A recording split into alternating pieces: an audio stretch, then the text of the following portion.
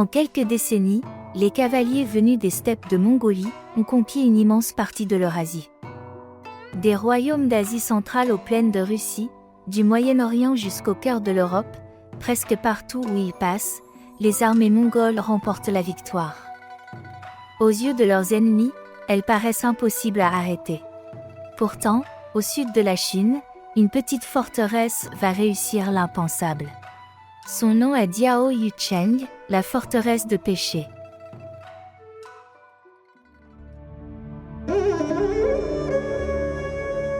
Après avoir unifié les tribus des steppes, Genghis Khan lance une série de conquêtes sans précédent. À sa mort, en 1227, l'empire continue de s'étendre sous ses successeurs. Après plusieurs changements à la tête de l'empire, c'est finalement son petit-fils, Munk, qui devient grand khan en 1251. Munk poursuit la politique de conquête, héritée de son grand-père. À l'ouest, les armées mongoles avancent jusqu'au Moyen-Orient. À l'est, elles poursuivent leur guerre contre la dynastie Song, qui contrôle encore le sud de la Chine. Malgré leurs nombreuses victoires, les Mongols ne parviennent toujours pas à faire tomber ce royaume prospère. Munk décide alors de lancer une nouvelle campagne de grande envergure. Plutôt que d'attaquer frontalement, il choisit de passer par la province montagneuse du Sichuan, afin de contourner les défenses des Song, avant de descendre vers le bassin du Yangtze. Au début, tout se déroule comme prévu. Ville après ville, forteresse après forteresse, les troupes mongoles avancent rapidement. Au début de l'année 1259, elles arrivent devant une petite cité, perchée sur une montagne, Diao Yucheng, située près de l'actuelle ville de Chongqing. Cette forteresse contrôle la rencontre de plusieurs rivières et domine toute la région. Ces falaises abruptes en font une véritable forteresse naturelle. Pour les Mongols, la prendre semble indispensable, avant de poursuivre leur offensive. Mais ils ignorent qu'ils vont y rester bien plus longtemps que prévu.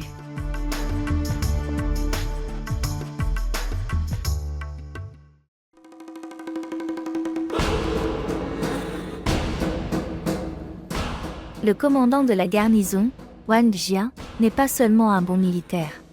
Depuis plusieurs années, il prépare la ville à un siège de longue durée. Les habitants cultivent les terres situées à l'intérieur de la forteresse, accumulent d'importantes réserves de nourriture, creusent des passages secrets et renforcent sans cesse les murailles. Tout est pensé pour résister pendant des mois, voire des années.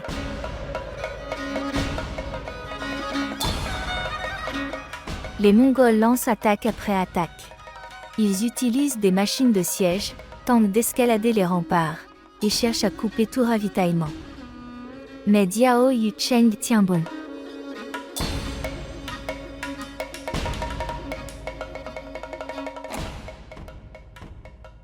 L'été du Sichuan est particulièrement éprouvant. La chaleur est étouffante, les pluies sont fréquentes, et l'humidité envahit le camp mongol.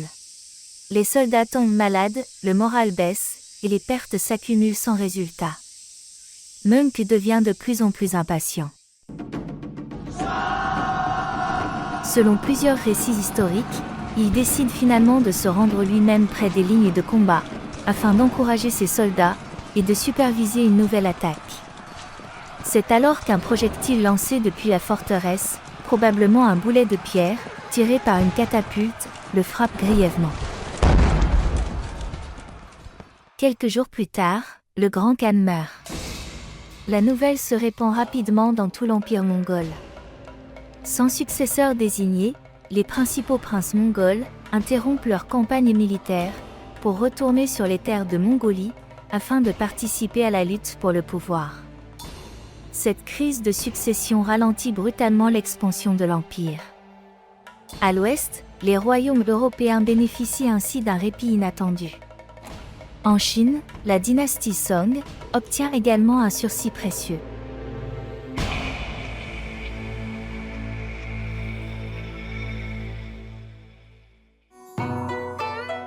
Quant à Diao Yucheng, son histoire ne s'arrête pas là.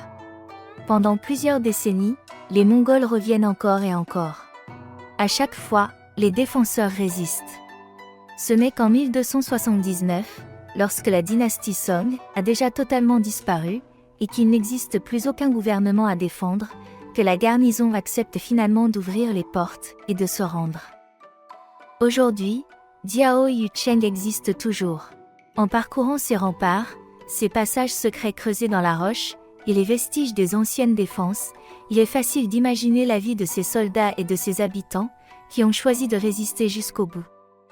C'est peut-être cela qui rend Diao Yucheng si fascinante, le sentiment qu'ici, les héros de l'histoire se sont retrouvés comme immobilisés, devant une simple forteresse, défendue avec une détermination extraordinaire. Merci de votre écoute. À très bientôt.